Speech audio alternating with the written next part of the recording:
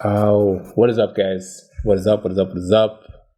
And this video is to kind of catch people up who are most likely going to be seeing my content after some years. And you'll notice a lot of the videos are down. They're not up anymore.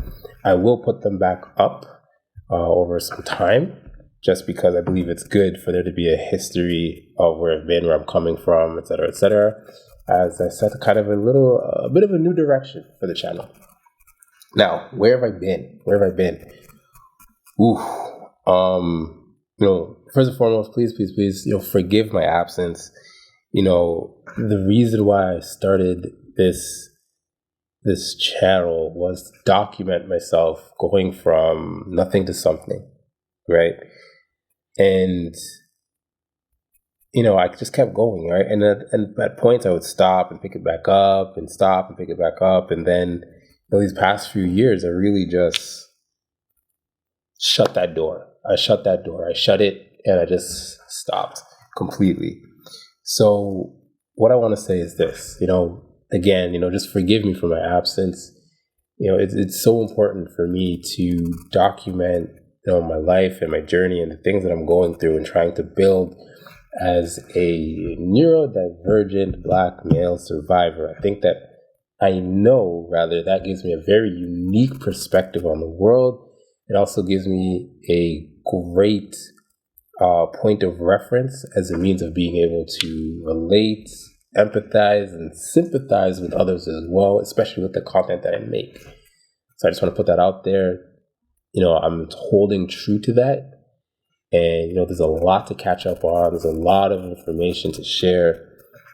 And this time around, that I'm much more mature and I've gone through some things. I'm part of the club now because I've had my, I guess you call it a heartbreak. I've had that moment, and I've had a failed engagement. So I could speak on some real stuff. So where have I been? Why no post for so long? Man, let me tell you guys. I'm gonna try and sum this up really short and sweet. But I allowed myself to be in a relationship that wasn't good for me. And I stayed in this relationship by my own choice because of, fear, right? Fear of repeating the same sort of cycle of, my family. So it's my family, you know what I mean? Like broken homes and,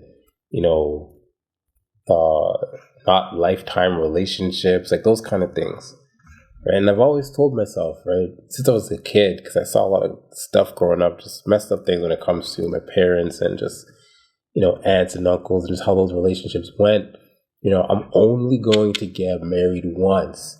So it was really big, it was a really big, I placed a big onus on, look, no matter what's going on in this relationship that I was a part of, I'm going to do everything possible to make it work. I'm going to do my part. I'm going to fight for it till there's nothing to fight for, till the end. I'm going to sacrifice myself. All these things, yeah? All these things. And that's exactly what happened for years. That is what happened for years. And it came to a point where things occurred, and I tried to do my best to maintain the relationship and move forward, but out of respect for myself, I just couldn't do that. Though I did try, and I would say it was a foolish thing to do, but that came from a place of me not having enough respect for myself. So when I say these things, this is no shade, no harm, no blame towards the other person. This is all me. And I've said this before, right? As a man, I understood, when things are not good for you, when to back off. And, once you come to this knowledge and you decide, okay, I know where this is, but I'm going to still keep trying, then, obviously you're just hurting yourself. You are to blame. So I am to blame for that. And, that's why there's been no post, because I was living in a very depressed state. Yeah, the big thing that I could say out of this now, guys, is as my friend shared with me, when I let him know what's going on, and as I was going through the struggles of the end of the relationship and what that means, and it was really a matter of me trying to understand myself and get over the disappointment in myself, the anger with myself, the hurt. Like, how could you do this to yourself? Why would you do this to yourself? Right? Because when you remove yourself from a situation, then you have a clear lens in which to view yourself and to view what was going on. And, there's a lot of frustration that I had with myself. Like, Sai, how could you do this to yourself? Why would you do this to yourself? You gave up certain things that you were never meant to give up. So there's a lot of grief around, man, I gave up things that now I need to return to if I'm going to be me again. And yeah, that's rough. So speaking on that, right, just to kind of add a little bit more, and of course, if you guys are interested and you want a deeper video on kind of what men go through during the breakup process and all this stuff, I could sum it up in saying, I spent a lot of time facing myself, having to face myself, who I am as a man, my failures, in the relationship, whether it was providing, whether it was being a good partner. More importantly than those two things, it was the failures of me being good to myself, me respecting myself, me not allowing myself to get walked over or treated like nothing. You know what I mean? Like, those were the things. Right. So that's where I've been, guys, over the past couple of years, to be real. It has been just this, me being in a relationship I had no business being in for as long as I've been in it, and just sorting through a lot of different things, healing through the trauma and stuff like that, just a lot of different things, right? But it all, revolved around that relationship. And so that's where I've been, right? And that's why I haven't been here. A lot of that was just, it was draining me, right? I was finding myself in the darkest of places, the most unmotivated of places, but also doing things that were not serving me at all in any way, shape, or form. So, moving forward, since we're back, right, and we have been starting fresh, you know what I mean?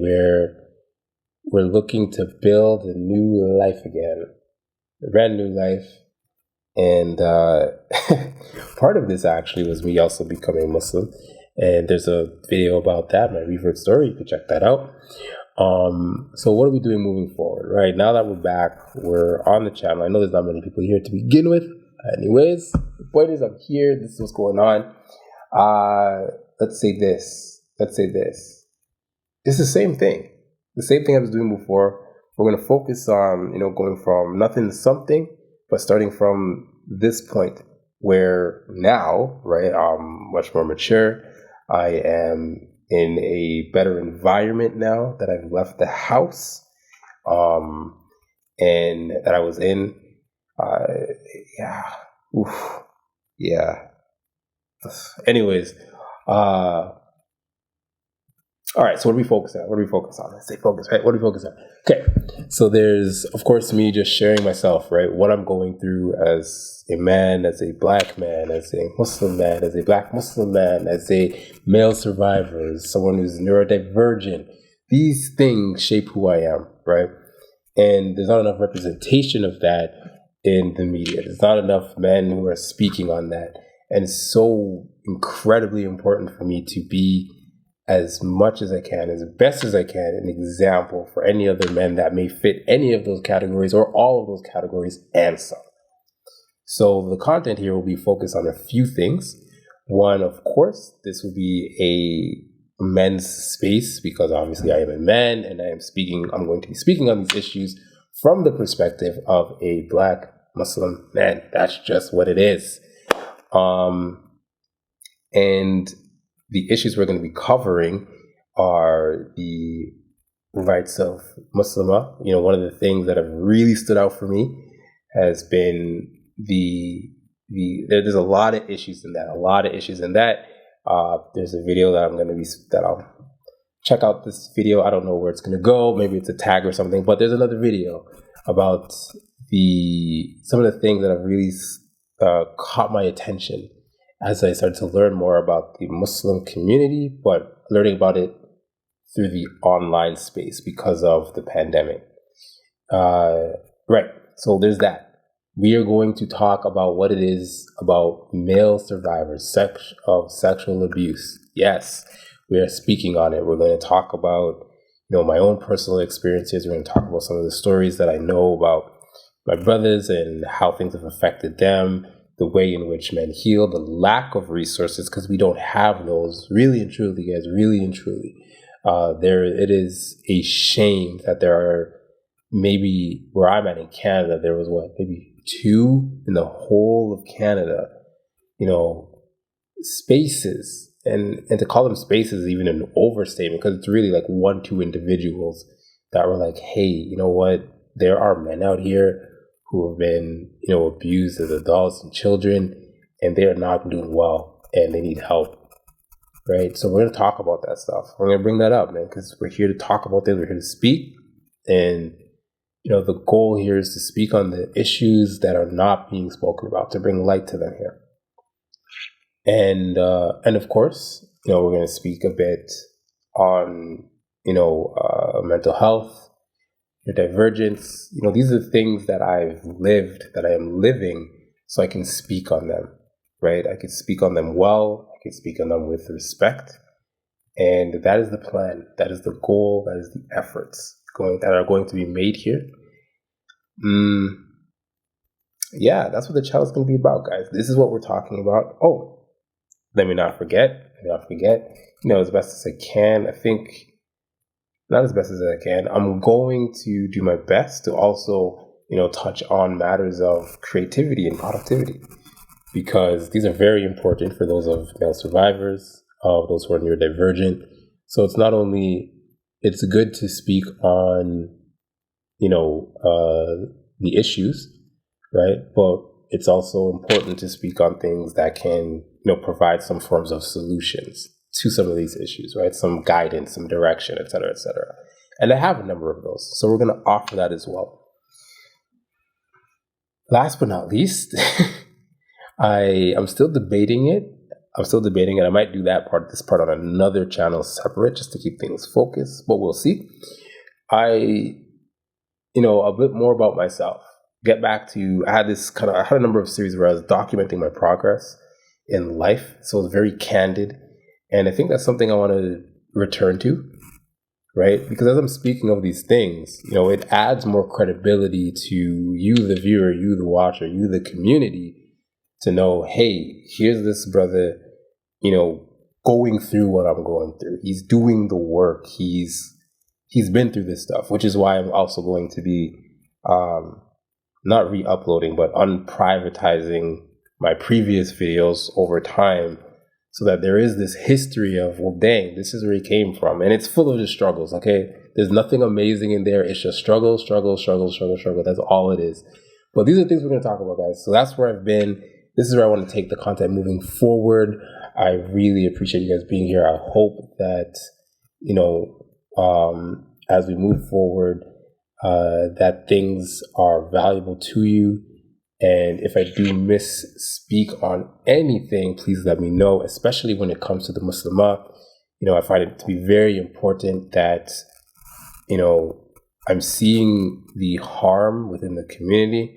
And I believe it's necessary that, I, as a Muslim man, make space to platform these sisters, because they know stuff, and a lot of men need to start listening.